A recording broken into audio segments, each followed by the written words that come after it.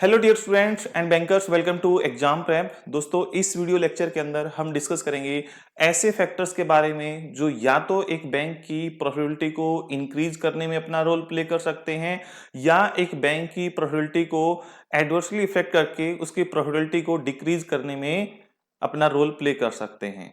तो हम इनको कहेंगे factors affecting the profitability of bank. तो ऐसे फैक्टर्स को हम दो पार्ट में डिवाइड कर सकते हैं। पहला होगा इंटरनल फैक्टर और दूसरा होगा एक्सटर्नल फैक्टर्स। अगर हम एक्सटर्नल फैक्टर्स की बात करते हैं तो एक्सटर्नल फैक्टर्स वो फैक्टर्स होते हैं जो एक बैंक के कंट्रोल से बाहर के होते हैं, जिनके ऊपर बैंक का कंट्रोल नहीं होता है। अगर वो किसी प्रकार से नेगेटिवली अफेक्ट कर रहे हैं बैंक को, तो बैंक उनको कंट्रोल नहीं कर सकता है, एक्सटर्नल फैक्टर कहलाएंगे। उसके अपोजिट में अगर हम बात करें इंटरनल फैक्टर्स, ऐसे फैक्टर जो एक बैंक की प्रॉफिटेबिलिटी को पॉजिटिवली या नेगेटिवली अफेक्ट कर रहे हैं और जिनको एक बैंक चाहे तो कंट्रोल कर सकता है मैक्सिमम हद तक, तो वो क्या कहलाएंगे? इंटरनल फैक्टर्स कहलाएंगे। ये फैक्टर्स पॉजिटिवली और नेगेटिवली दोनों तरीके से ब्रांच की या बैंक की प्रॉफिटेबिलिटी को अफेक्ट कर सकते हैं। तो चलिए डिस्कस करना स्टार्ट करते हैं, ऐसे कौन से इंटरनल फैक्टर हैं और कौन से एक्सटर्नल फैक्टर हैं। सबसे पहले अगर हम बात करते हैं एक्सटर्नल फैक्टर की, तो एक्सटर्नल फैक्टर में हमारा आता है macro economic conditions. Macro economic conditions का मतलब ये है कि हमारी जो इकोनॉमिक्स है उसकी जो मैक्रो इकोनॉमिक्स उसकी कंडीशन कैसी है, हमारी इकोनॉमी के अंदर जो एम्प्लॉयमेंट रेट है वो कैसा है, हमारी जो इकोनॉमी है उसके अंदर इन्फ्लेशन रेट कैसा है, हमारी इकोनॉमी के अंदर जो जीडीपी ग्रोथ रेट है वो कितनी है। अगर ये इनके अंदर फेवरेबल चेंजेस हैं, जीडीपी ग्रोथ रेट के अंदर, एम्प्लॉयमेंट रेट के अंदर, इन्फ्लेशन के अंदर, अगर इनके अंदर पॉजिटिवली चेंजेस हैं तो हमारी प्रोबेबिलिटी को इंक्रीज करने में हेल्प करेंगे। और अगर ये इनके अंदर जो चेंजेस हैं वो नेगेटिव चेंजेस हैं तो क्या होगा, हमारी जो प्रॉफिटेबिलिटी है उसको ये लो कर देंगे। तो ये क्या होंगे? एक्सटर्नल फैक्टर्स होंगे। इसका मतलब ये हुआ कि अगर हमारी जीडीपी बढ़ रही है तो जाहिर सी बात है हमारी प्रॉफिटेबिलिटी भी इंक्रीज होगी। अगर इन्फ्लेशन रेट बहुत ज्यादा हाई हो रहा है तो जाहिर सी बात है कि वो हमारे बिजनेस को भी अफेक्ट करेगा, हमारी प्रॉफिटेबिलिटी क्या हो जाएगी? लो हो जाएगी। ठीक है। ऐसे ही अगर हम बात करते हैं एम्प्लॉयमेंट रेट की, अगर एम्प्लॉयमेंट रेट बहुत कम है तो लोगों के पास इनकम नहीं होगी, इनकम नहीं होगी तो स्पेंड कम करेंगे तो इकोनॉमी डाउन आएगी, डाउन आएगी तो हमारा बिजनेस भी क्या होगा? डाउन आएगा। ठीक है। तो मैक्रो इकोनॉमिक कंडीशंस, ठीक है, तीन मैंने आपको एग्जांपल दिए हैं। अगर उनके अंदर फेवरेबल चेंजेस है तो हमारी प्रोबेबिलिटी के अंदर भी फेवरेबल चेंजेस आएंगे, पॉजिटिव चेंजेस आएंगे। अगर उनके अंदर नेगेटिव चेंजेस हैं तो हमारी प्रोबेबिलिटी के अंदर भी नेगेटिव चेंजेस आएंगे, वो हमारे कंट्रोल से बाहर है। उसके बाद हम बात करते हैं गवर्नमेंट पॉलिसीज की। अगर गवर्नमेंट की पॉलिसीज हमारे बिजनेस के फेवर में है तो हमारी प्रोबेबिलिटी इंक्रीज होगी। अगर वो हमारे अगेंस्ट है, फेवर में नहीं है, तो हमारी प्रोबेबिलिटी कम होगी। जैसे गवर्नमेंट अगर टैक्सेस ज्यादा लगा देती है, टैक्सेस ज्यादा लगाएगी तो हमारी प्रोबेबिलिटी कम होगी, और अगर टैक्सेस मिनिमम होंगे तो हमारी प्रोबेबिलिटी इंक्रीज होगी। उसके बाद हम बात करते हैं इन्फ्लेशन रेट। ठीक है। अगर इन्फ्लेशन रेट कंट्रोल में है, कंट्रोल्ड इन्फ्लेशन है लगभग 4%, ठीक है, या 4% समथिंग या 3 पॉइंट समथिंग है, तो ये कंट्रोल्ड इन्फ्लेशन की सिचुएशन होगी। ये हमारे बिजनेस को ग्रो करने में हेल्प करेगी, हमारी प्रॉफिटेबिलिटी भी इंक्रीज होगी। अगर इन्फ्लेशन रेट हाई है तो हमारा प्रॉफिट लो हो जाएगा, प्रोबेबिलिटी लो हो जाएगी। अगर इन्फ्लेशन रेट बहुत कम है तब भी हमारी प्रोबेबिलिटी क्या होगी? लो हो जाएगी। तो कंट्रोल्ड इन्फ्लेशन रेट होनी चाहिए। उसके बाद हम बात करते हैं कंपटीशन इन बैंकिंग सेक्टर। ठीक है। अगर बैंकिंग सेक्टर के अंदर कंपटीशन बहुत ज्यादा है किसी एक स्पेसिफिक सेगमेंट के अंदर, तो उस स्पेसिफिक सेगमेंट के अंदर हमारी प्रॉफिटेबिलिटी भी क्या होगी? कम हो जाएगी, क्योंकि कंपटीशन में अधिकतर हमारा जो एक्सपेंडिचर मार्केटिंग पर और कंपीट करने में खर्च हो रहा होगा, तो वहां पर हमारा जो मार्जिन होगा वो कम रहेगा। तो कंपटीशन भी हमें इफेक्ट करता है। अगर कंपटीशन ज्यादा है तो हमें मार्जिन कम रखना पड़ेगा, मार्जिन कम रखना पड़ेगा तो प्रॉफिटेबिलिटी भी कम रहेगी। उसके बाद हम बात करते हैं ratio of banking sector deposits to GDP. हमारी ग्रोथ रेट जो है, ग्रोस डोमेस्टिक प्रोडक्शन जो है, उसके अंदर हमारे जो बैंकिंग सेक्टर की जो डिपॉजिट्स हैं, अगर उनका रेशियो ज्यादा होगा तो प्रॉफिटेबिलिटी हाई होगी, अगर उनका रेशियो कम होगा तो प्रॉफिटेबिलिटी भी हमारी क्या होगी? कम होगी। उसके बाद हम बात करते हैं cost of funds. Cost of fund का यहां पर आपको मीनिंग समझना होगा। ठीक, कॉस्ट ऑफ फंड का मतलब क्या हुआ, जैसे अगर अगर मैं डिपॉजिटर से 7% पर डिपॉजिट एक्सेप्ट कर रहा हूं और उसको 9% पर आगे लोन के रूप में डिस्ट्रीब्यूट कर रहा हूं, तो यहां पर जो कॉस्ट ऑफ फंड है वो 7% है। यानी कि मुझे मार्केट से पैसा उठाने का जो कॉस्ट आ रही है वो कितनी आ रही है, 7% है।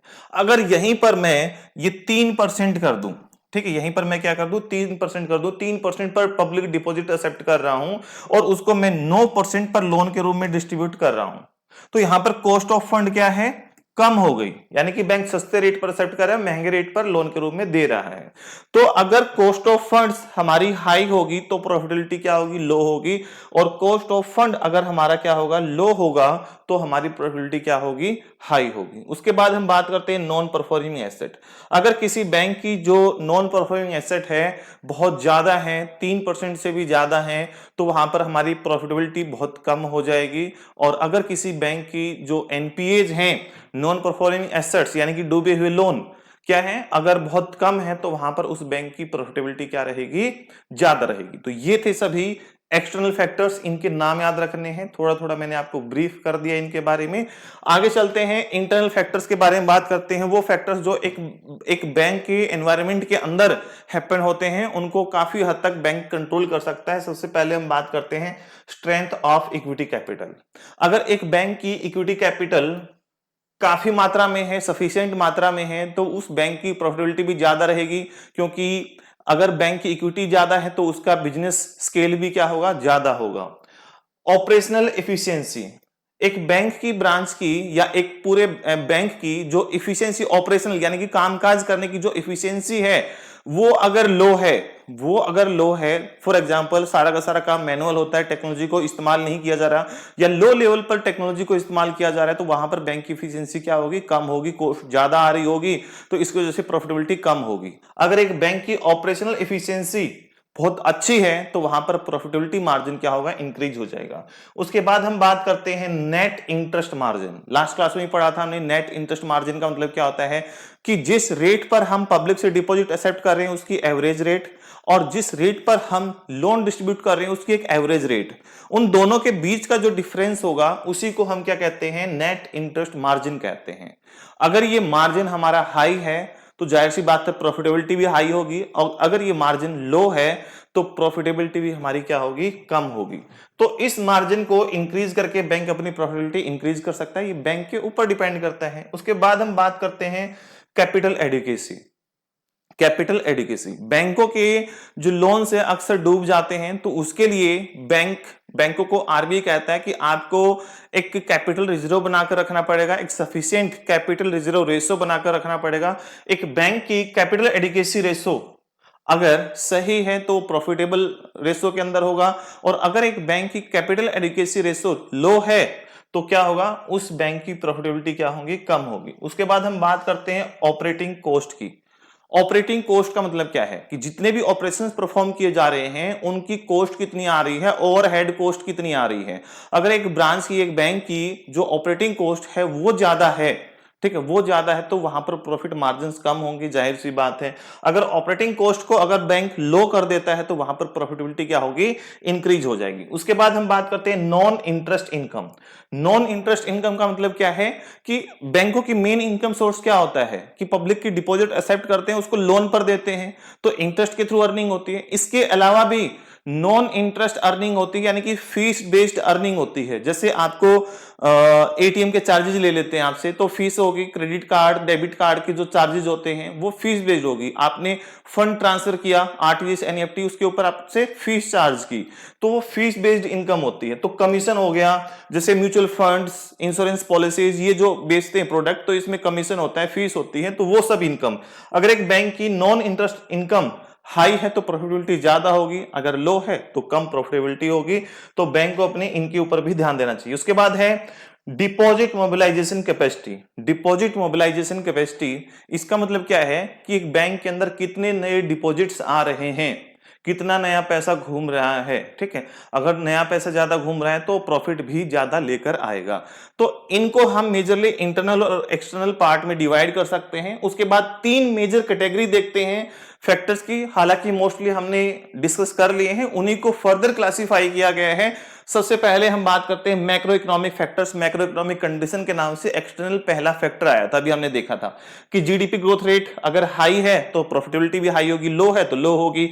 इन्फ्लेशन रेट हाई है या बहुत कम है तो प्रॉफिटेबिलिटी लो होगी, अगर इन्फ्लेशन कंट्रोल्ड है तो प्रॉफिटेबिलिटी हाई होगी। इंटरेस्ट रेट्स, ठीक है, इंटरेस्ट रेट्स क्या है, अगर इंटरेस्ट रेट्स लो है तो प्रॉफिटेबिलिटी कम होगी, और अगर कंपटीशन ज्यादा है तो प्रॉफिटेबिलिटी कम होगी, एंड वाइस वर्सा। उसके बाद हम बात करते हैं इंडस्ट्री स्पेसिफिक फैक्टर्स। इंडस्ट्री यानी कि बैंकिंग इंडस्ट्री, तो अगर बैंकिंग सेक्टर्स के अंदर एनपीए बहुत ज्यादा हो रखी है तो ये एडवर्सली इफेक्ट करेगा प्रॉफिटेबिलिटी को, ठीक है, अभी हमने डिस्कस किया था। और एक बैंक की जो एनपीए कम है तो वहां पर प्रॉफिटेबिलिटी क्या रहेगी, ज्यादा रहेगी। उसके बाद हम बात करते हैं bank specific factors. Bank specific factors के अंदर बात करते हैं डिपॉजिट्स की, ठीक है। तो अगर एक बैंक के पास पब्लिक डिपॉजिट्स काफी हैं और लो इंटरेस्ट रेट्स पर हैं तो वहां पर बैंक की प्रॉफिटेबिलिटी क्या होगी, ज्यादा होगी, बैंक के पास फंड्स हमेशा अवेलेबल रहेंगे।